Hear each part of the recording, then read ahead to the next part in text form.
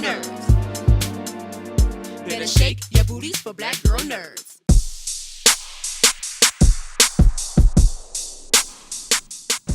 Hey, this is Jamie Broadnax from Black Girl Nerds, and we are here at the Driscoll Hotel to interview Warren G and director Karam Gill, the new documentary film called GFUNK. Here at the Driscoll Hotel, right now in this space, is the same place where Lady Bird Johnson and LBJ had their first date, so pretty nifty.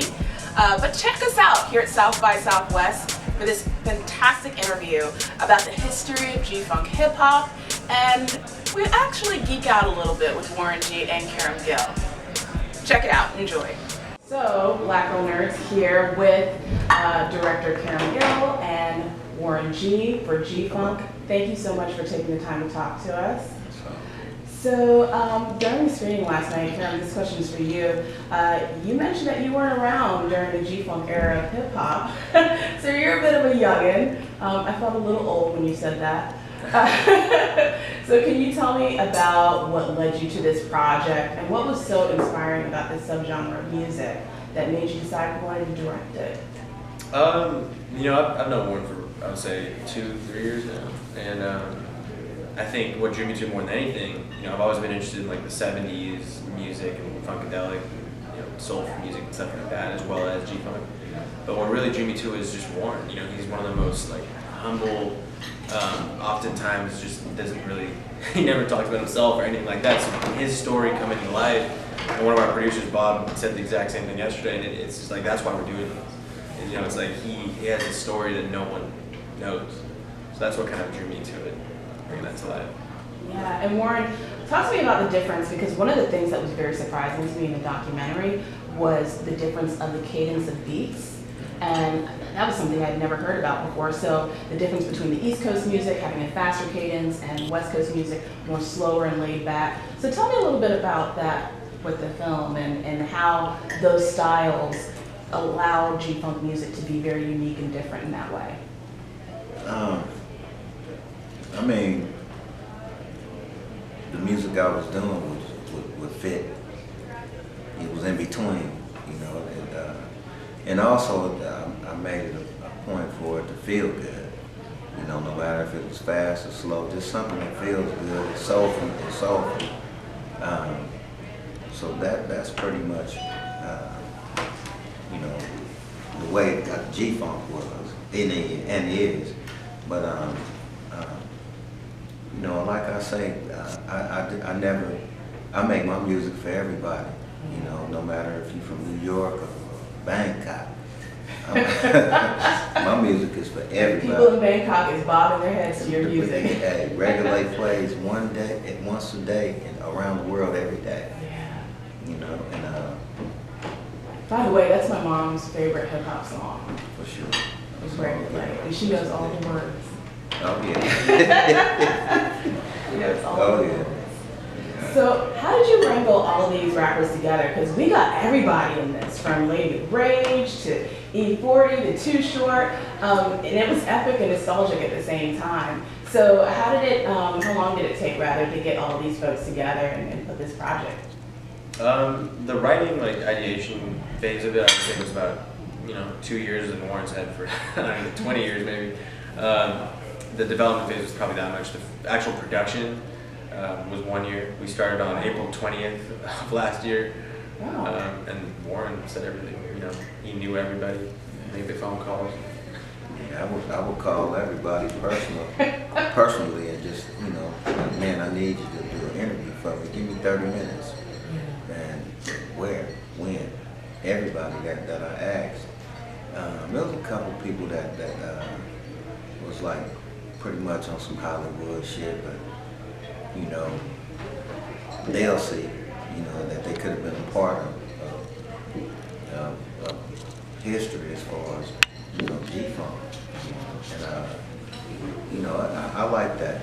I like that because it's like, damn, you know, I can't believe that you would act this way, you know, towards, you know, if it was me, I would do it for you. Mm-hmm. But to go through all this extra shit, these managers and motherfuckers just postponing, you saying, okay, I'm gonna do it, then postpone it. Yeah. It was just like, damn. But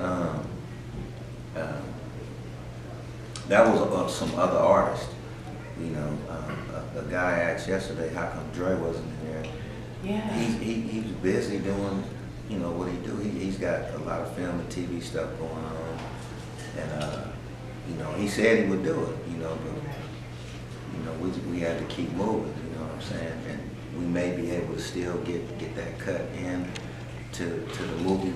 So it's still not. So is it still a work in progress? It's still a work in progress. It's still, because editing can be done, you know, like that. Right. Changed. Yeah.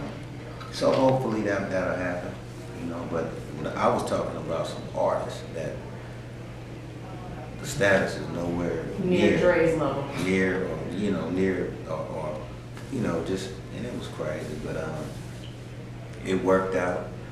And shoot, here we are. We're here in South by Southwest, chilling with you, getting a great interview in, for real. You know, speaking of folks that had kind of shut you out, one of the other moments in the film was Suge Knight, and how he did shoot you out of Death Row Records. And there's been so many stories about Death Row and East Coast hip hop versus West Coast hip hop, and we've seen so many other documentaries about it. But for some reason, we haven't really heard this story about you and Suge Knight and that relationship. Can you tell us why it's been so silent up until now? We actually, I mean, it ain't like we, like I hate him or this, that, and this. I mean, it just didn't work out, you know. At that time, I guess he just didn't understand what it was I was doing. And I ain't got no hate towards him or anybody, you know, but, and I left, you know, it wasn't nothing really happening for me, you know. It wasn't nothing happening. I mean, I just can't sit around, you know. So like I said, I talked to Dre and I was like, man, like, what's going on? He was like, you just gotta get out and I don't want you to go through no bullshit, so just go set it off. You know, go handle your business. And it hurt it, but I did that. You know, I went out and just did what I had to do. But you know, I didn't have no anger towards nobody. I just went and did my own thing because that's what I was doing anyway. You know, just doing my own thing. So, but it's all good. Yeah. You were really laid back and just patient about that. So that was very interesting to see that, your perspective. So as a director, did you learn anything in the process of making this film? Yeah, I mean, you know, everything you work on is always a growing experience. You always learn and take things away from it. I think with this one, if you kind of look at the way the film's kind of set up, there's no narrator, there's no one walking you through it. So, you know, you learn a lot about preparation and making sure the questions are all listed in a way that they can cut into the film and be seamless without having to have a narrator take you from subject to subject. So, with preparation, I learned a lot about that, I guess. Nice. And I know a lot of fans, old and new, are looking forward to this documentary, but most importantly, when can we expect a new album from you? Well, I'm gonna do a soundtrack. Nice. to this movie, and you know, I'm gonna be on there. I will be on there. You know, about maybe 4 or 5 songs. I'm gonna do about 12 records, but it's gonna be a mixture of a lot of people that I've always wanted to work with. Yeah. I would love to name some of them, but I don't want to spoil it. Oh man. All right, I'm gonna tell you. This is one. Okay. And I think she's so talented. And I don't understand why she just ain't killing everything right now. Erykah Badu. Yes. I really want to do a record with her. You know, for her to do like a verse and then a hook for me. That'd be yes. dope. Oh my and God. hopefully I can make that happen. Doc, I'm gonna holler at you, man. Holler at Erykah Badu, man. Tell her to come get her on the funk, man. Yeah. I think this documentary will give you definitely a lot of leverage to make that happen. For sure. And, it's another one I want to get on there, but I mean, I know I can make it happen with these artists because they respect me, I respect them. So it's just about going to get out without the middle shit. You know what I'm saying? Exactly. Because at the end of the day, you know, when artists talk, it's more of an understanding than talking to this person and they relaying messages back and forth. Right, right. So I get at each one of them personally. If I can't talk to them personally, like Erica Badu, I know somebody who knows her. DLC, they real cool friends with each other, so I can talk to him, he can talk to her.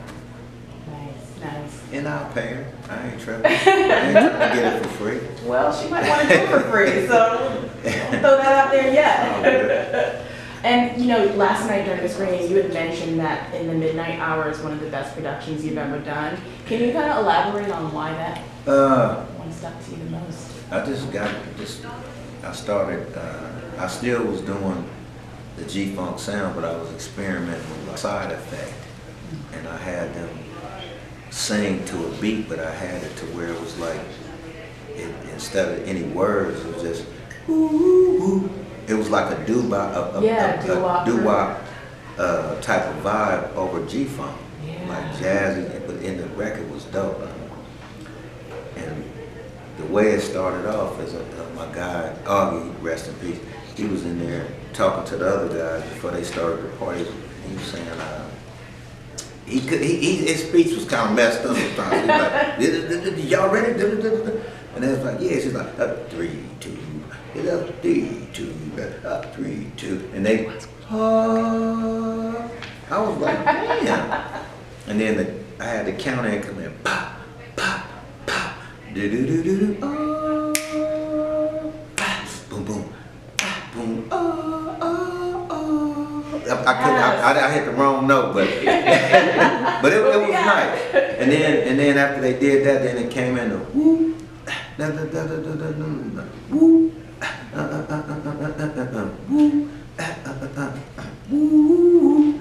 It was hard. That shit was dope.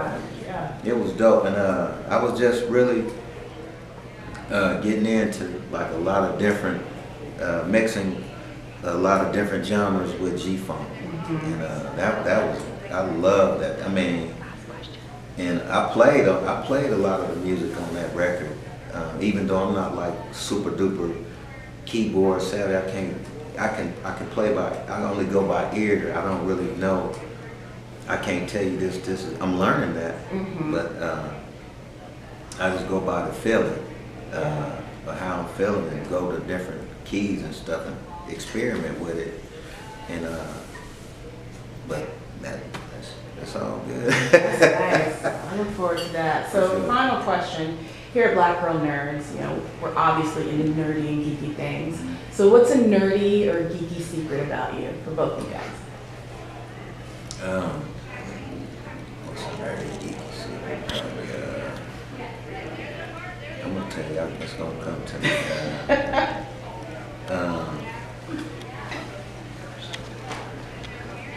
Shit, Xbox pretty much right now. I know it's another one. It ain't hitting me right off the top. But Xbox, man, I'm an Xbox nerd, fiend. I love to play. You have a favorite game? Games, computer. I play them all. Right now I'm on that Ghost Recon Wild. I'm on the sports games, all sports games. You know, just all of it's fun. It is. I love it. Like Big Boy said, dangerous. You would love PAX East. PAX East is actually happening right now in Boston. It's a gaming convention. Oh yeah, I would love it. Love it, yeah. And then they have the interactive thing here at South by. Yes, indeed. So check those out. Yes, indeed. How about you? I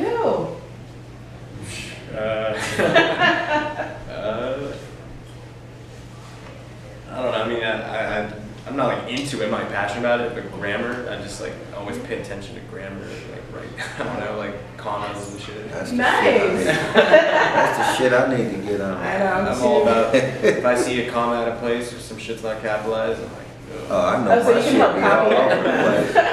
place. I just write shit when I'm writing on Instagram. I just do whatever. Fuck it, they'll get it. So you're a common nerd. That's what's up. Yeah. Well, thank you guys so much for taking the time to talk to Black Girl Nerds. We appreciate it. Thanks for having me. Better shake your booties for Black Girl Nerds. Better shake your booties for Black Girl Nerds.